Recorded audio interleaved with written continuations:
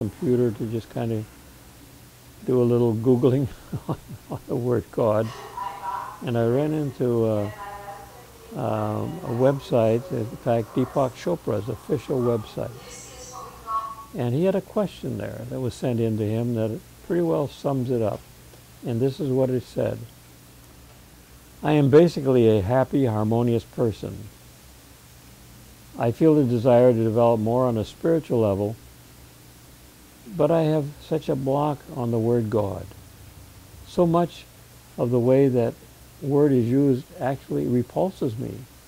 I also cannot seem to separate the word from what it meant to me as a child. The idea of someone, an actual being, up in space, it seemed intellectually absurd.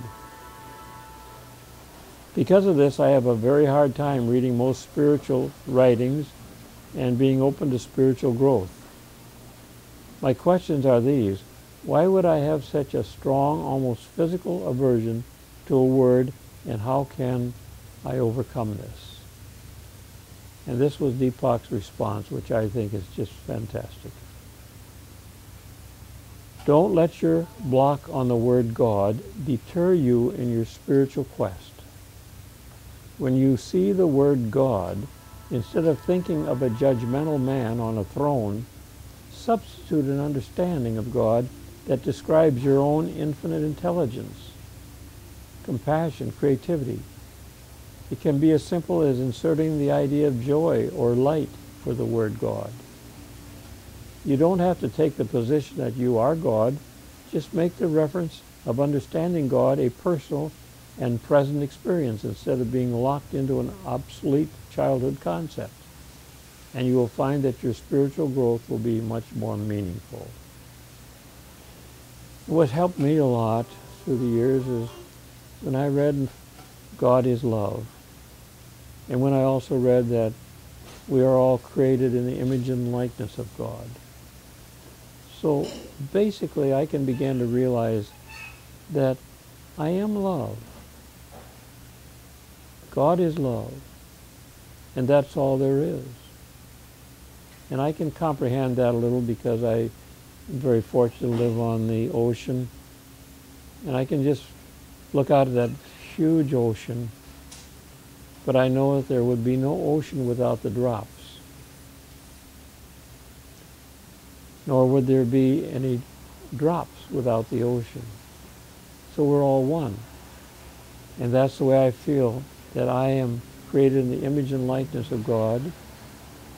I am not God, but there would be, the wholeness would not be without the completeness of being at one with.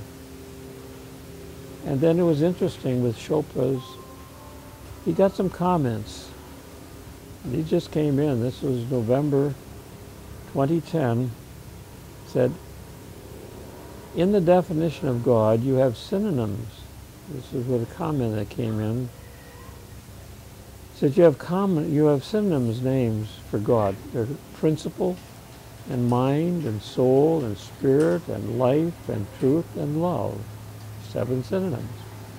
These synonyms are also the key to the structure and nature of the spiritual realm of reality. The 7 synonyms are like a spectrum.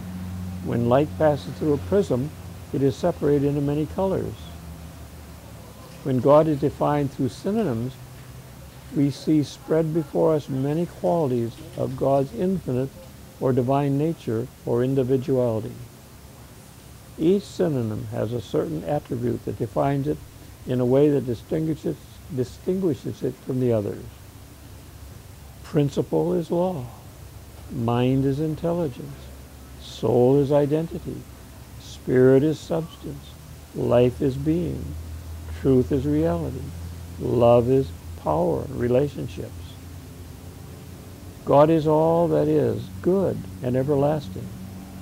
In fact, the Anglo-Saxon term for God means good, G-O-O-D.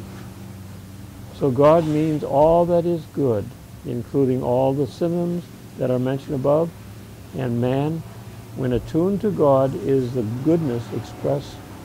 God is good, and man is goodness expressed. God is spirit, and man is spiritual.